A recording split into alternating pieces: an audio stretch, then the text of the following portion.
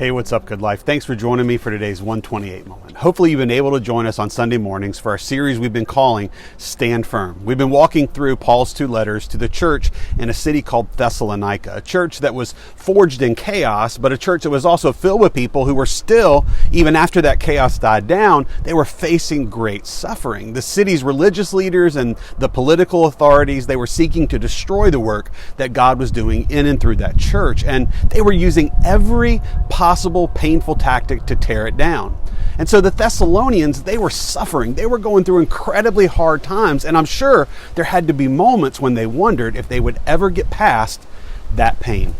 So their suffering must have felt like this insurmountable obstacle, this thing standing in their way that was giving them no hope, not only in this life, but no hope for their faith as well. Despite all their suffering, though, Paul writes to them and said that something beautiful could come from the ugliness of what they were living through. But even through his encouragement, the Thessalonians had to wonder, as we often do, is suffering an obstacle or is suffering an opportunity? Now, to answer that question, let's turn to a passage we've encountered many times in James chapter 1, where he writes, "Count it all joy, my brothers, when you meet trials of various kinds, for you know that the testing of your faith produces steadfastness. And let your steadfastness have full effect, that you may be perfect and complete, lacking nothing at all." James told the suffering early church, people who were walking through the exact same pains that the Thessalonians were facing, he told those early church Christians to count their pain as joy.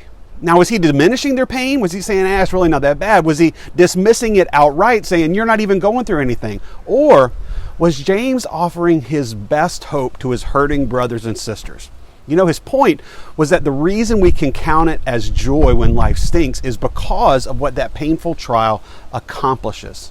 Trials can test and grow our faith. And the word for testing in the original Greek that James uses is a word that's used to describe the testing and the refining and the purifying of silver. In ancient times, the silversmith would take a hunk of silver and he put it into intense flames. And as the silver began to heat up, it would begin to melt. And as it melted, as the temperature got higher and higher and higher, all the impurities in that hunk of silver would begin to rise to the top. And as those impurities came up to the top, the silversmith would scoop them away. And then he'd heat it again, and he'd remove some impurities again, and he'd do it over and over and over again until the silversmith knew that the silver was pure.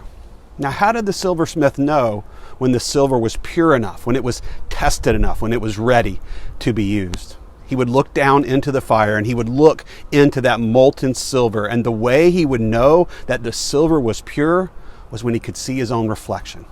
You know, as we decide whether suffering is an obstacle or whether it's an opportunity, I want us to grasp that the trials and the storms and the suffering that we encounter are sent by God, allowed by God to test us and to refine us. He is testing and refining and purifying us so that one day he can look down into our lives and he can see his own reflection in us. But that process won't work if we don't trust the silversmith. Standing firm means that we trust God through the fires that we face, those fires of every trial. Standing firm means we consider every struggle to be pure joy, because with every passing trial, the image of Christ can become clearer in you and in me.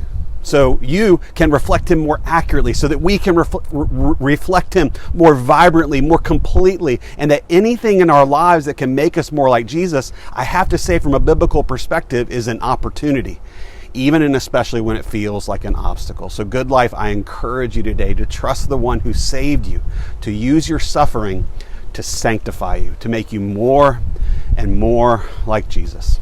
We'll be continuing our series on Sunday at the church at 10 o'clock. We'll be gathering together to look into God's Word, to see what He has to say to us, to tell us how we can live and endure and grow in these uncertain times. Love you guys, and we'll see you then.